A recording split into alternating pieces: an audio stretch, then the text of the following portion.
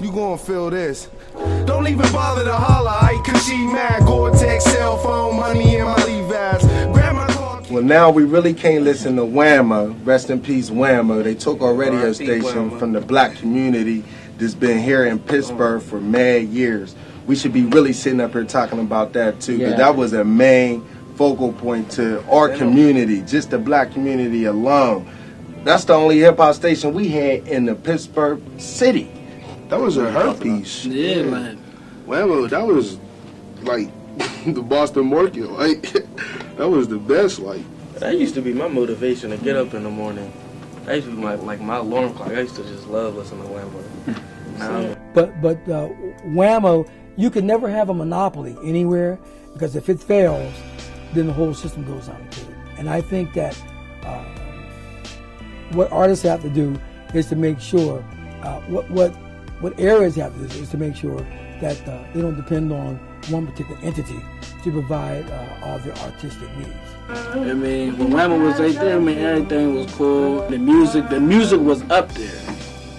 Now when Whammo shut down, you know what I mean, then it just fell off. It seemed like when Whammo got cut out, everybody fell off. Like, that's like Whammo was the only source in the borough where you can get your music out there. I mean, it wasn't. I mean, that's what people made it seem like, but it wasn't. You gotta use the footwork. You can't just sit back and wait it come to you. Like, you gotta go to it. Like, you gotta be a go-getter. That's what he mean by go-getter, not just sitting on your butt waiting for it to come to you. You want to go get it. Like, don't tell nobody that they can't do nothing. You want to go get it.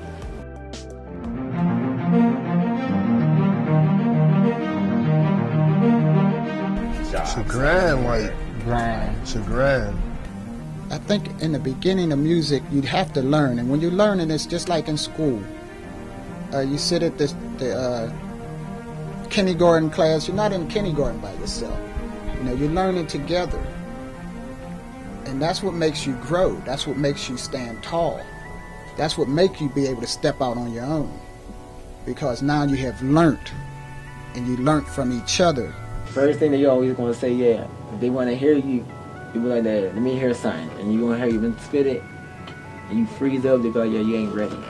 You ain't ready. You ain't ready. But someone could be hating on you, like you mentioned, and that's just very someone that could help you, or you could help them. So,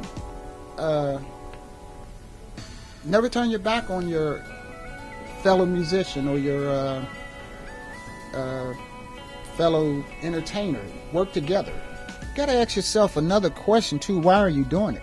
I mean, if you're doing it because you want to make someone else happy, anything in life, when you do that, it's not gonna work. I mean, you gotta make you happy. And if you're happy with what you're doing, and you would like other people to be happy, of course, well, first you gotta be happy. I mean, if I don't make it, I'm gonna still do it just because I like doing it. And I be feeling myself when I be bumping my CD too. You know what I mean? It's a motivation. Like this is somebody else. Writing my stuff and everything. Well, the most important thing, I think, is for young people to create their own, find their originality. That's the key. I remember I was doing a show with Stanley Turrentine years ago as a vocalist. So I told Stanley, I said, well, you know what, I want to kind of sculpture my vocals around Luther Vandross. And Stanley called me in the back. He said, this was at Electric Lady Studios in New York. He called me in the back. He said, look, if people want to hear Luther Vandross, they'll go hear Luther Vandross. If they want to hear his music, they'll buy his records. Why would they buy your records sounding like Luther Vandross when they can buy his? Reach inside, create your own tools, and be original. And when you look up, you'll be artistically successful and you'll be economically successful. Nowadays, you have a better chance of getting the money that you earn for it because it's more of a chance of being independent now than it was back in the day. Back in the day, where you had to depend on someone else to put the music out there for you and give you what they thought you deserved. If you're a true wholehearted lyricist, get your own label.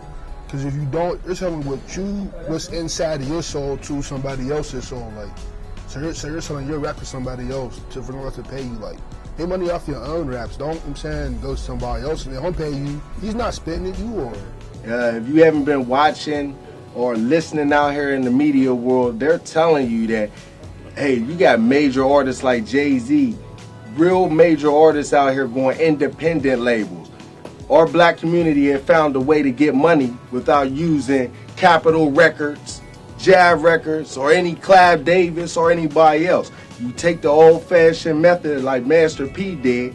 You get your own, you do your own. Master P started out $15,000 of his own money, became a millionaire. I see a lot of rappers. My son in New York, there was a phase in his life he wanted to be a rapper. And what they don't do is they don't really handle the business side of it. And the first thing you have to do, if you say you're going to be independent, that's okay. But you have to get out there and do label and say, who are the biggest distributors of independent music? Whether it's online, whether it's a physical product, you find out the distributors. And then number two, you have to get a qualified agent that can approach distributors that can approach the label. Because if you go out there trying to do it yourself, you're probably going to be selling product from the trunk of your car.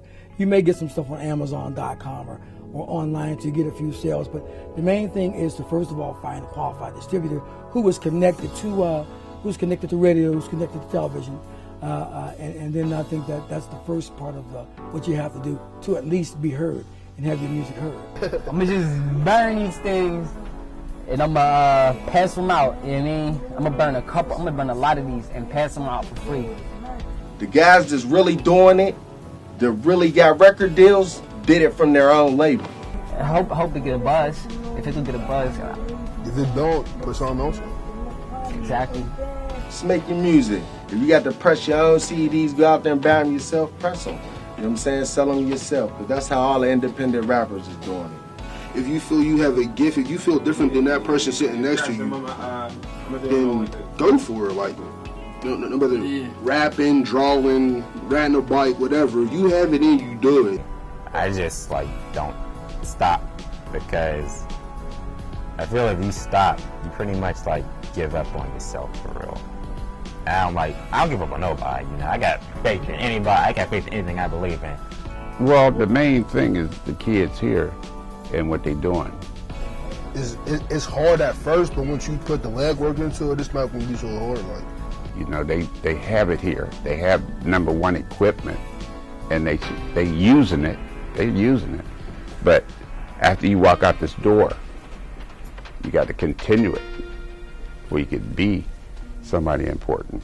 So you're basically saying that you shouldn't not let no one stop anything that you're doing that's positive? Exactly. No one or nothing. You can't really stop. You just gotta keep it going, you know.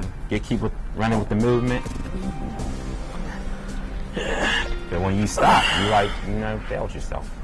Pittsburgh, PA, signing off. 412. HI, double L. Just do what you gotta do. I mean, do you. That's all I gotta say from there.